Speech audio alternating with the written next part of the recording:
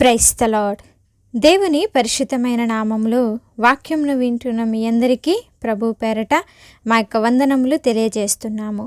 ఈరోజు దేవుని వాగ్దానము, నీ ప్రార్థనలు నీ ధర్మకార్యములు దేవుని సన్నిధికి జ్ఞాపకార్థముగా చేరినవి.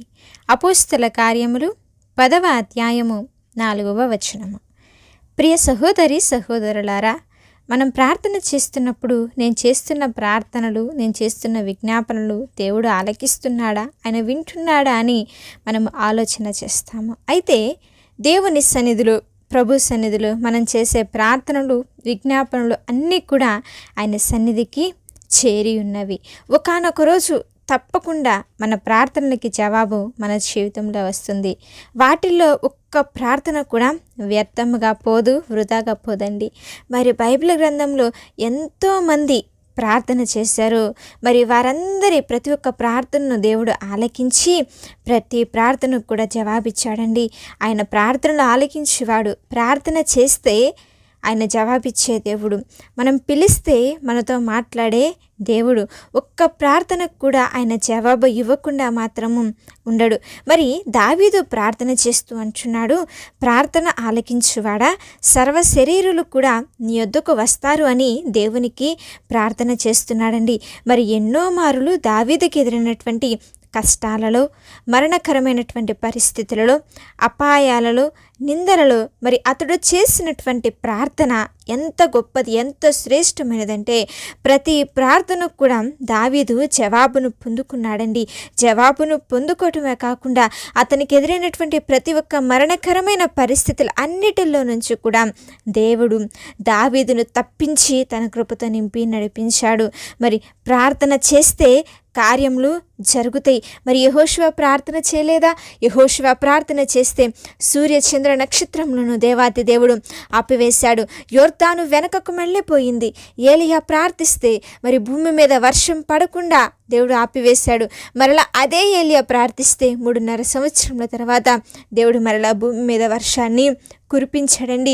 ఇలా మనం బైబిల్ గ్రంథంలో గమనిస్తే ఎన్నో అద్భుతాలు, ఎన్నో ఆశ్చర్య కార్యాలు ప్రార్థన వల్ల ఎంతో గొప్ప దీవెనలను, మేలులను వారి వారి జీవితాల్లో పొందుకున్నారు. వారి ద్వారా ఇతరులు కూడా ఆశీర్వదించబడ్డారండి. మరి మీ యొక్క ప్రార్థనలన్నిటినీ కూడా ఆయన ఆలకిస్తున్నాడు. ప్రతిఫలము మీరు పొందుకోబోతున్నారు. మీరు చేసిన ప్రతి ప్రార్థనకు కూడా మీరు జవాబును పొందుకోబోతున్నారు. అయితే మనం చేసిన ప్రార్థనకు జవాబు పొందుకునే అంతవరకు కూడా మనం ఏమి చేయాలో తెలుసా? ఓపికతో, ఎంతో సహనముతో, ఓర్పుతో ప్రభు సన్నిధిలో ఎదురు చూడాలండి. మనము ప్రార్థన అనే విత్తనాన్ని విత్తాము కదా, మరి ఫలాన్ని పొందుకోబోతున్నాం అన్నటువంటి విశ్వాసంతో మనము ఉండాలండి. ఏదన్నా మనం ఒక విత్తనము వేసినప్పుడు ఆ విత్తనము పడి అది ఫలించి మొలిచి మనకి ఏ విధంగా అయితే ఫలాలను ఇవ్వడానికి కొంత సమయం పడుతుందో, అలాగే మనము కూడా ప్రార్థన అనే విత్తనాన్ని వేసాము, మరి దానికి తగినటువంటి ప్రతిఫలాన్ని మనం మన జీవితాల్లో పొందుకోలేకపోతున్నాం. ఆయన ఉన్నాడని, ఆయన వెతుకు వారికి సమస్తాన్ని, ఫలాన్ని అనుగ్రహించేవాడని ఎవరైతే నమ్మి దేవుని యందు విశ్వాసం ఉంచుతారో మరి వారి యొక్క ప్రార్థనకు ఫలాన్ని దేవుడు వారికి అనుగ్రహిస్తాడండి.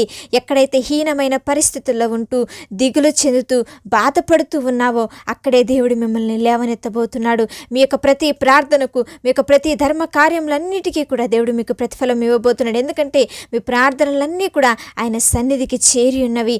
తప్పక మీరు మీ జీవితంలో ఫలాన్ని పొందుకుంటారు. మరి కొర్నేలుతో మాట్లాడుతూ అంటున్నాడు ఇక్కడ, కొర్నేలి, నీ ప్రార్థనలు, నీ ధర్మకార్యములన్నీ కూడా దేవుని సన్నిధికి జ్ఞాపకార్థముగా చేరి ఉన్నవని. అలాగే మీరు చేసే ప్రార్థనలు దేవుడు జవాబిచ్చి ప్రతి కష్ట పరిస్థితులన్నిటిలో నుంచి మిమ్మల్ని విడిపించి మీ స్థితిగతులను మార్చి తన కృపతో నింపి నడిపించి బలపరచునుగాక. ఆమేన్. చిన్న ప్రార్థన చేసుకుందాం. మహాపరిశుద్ధుడా, దయగలిగిన మా తండ్రి, ప్రేమ పూర్ణుడా, కృప కలిగిన దేవ, ఘనమైన, శ్రేష్టమైన, అత్యున్నతమైన నామమును బట్టి సమస్తమైన మహిమ, ఘనత, ప్రభావములు కేవలం మీకు మాత్రమే ఆరోపిస్తున్నాం. నీ ప్రార్థనలు, ధర్మ కార్యములు నీ సన్నిధికి జ్ఞాపకార్థంగా చేరి ఉన్నవని మీ యొక్క వాక్యము చేత మాతో మాట్లాడి మమ్మల్ని బలపరిచిన విధానం బట్టి మీకు స్తోత్రం. అవును తండ్రి, మేము చేసిన ప్రతి ఒక్క ప్రార్థన మీరు ఆలకించి ఉన్నారని, మా ప్రార్థనకు మీరు జవాబు ఇవ్వబోతున్నారన్న విశ్వాసంతో మేమందరం ఉంటుండగా తండ్రి, ఎంతమంది బిడ్డలైతే యొక్క వాక్యంను వింటున్నారో వారందరి పట్ల గొప్ప కార్యములను జరిగించి నూతన కృపలతో నింపి నడిపించి అభిషేకించి బలపరచి మీ శక్తిని దయచేయమని యేసుక్రీస్తు వారి ఉన్నతమైన నామంలో శ్రేష్టమైన నామంలో అడిగి వేడుకొని ప్రార్థిస్తున్నాము తండ్రి, ఆమేన్. అలాగే మీ యొక్క ప్రార్థన అవసరతలు మాకు తెలియజేసిన యెడల మేమందరం కూడా మీ గురించి ప్రార్థన చేస్తాము. దేవుని యొక్క కృప మీ అందరికీ తోడై ఉండి నడిపించునుగాక.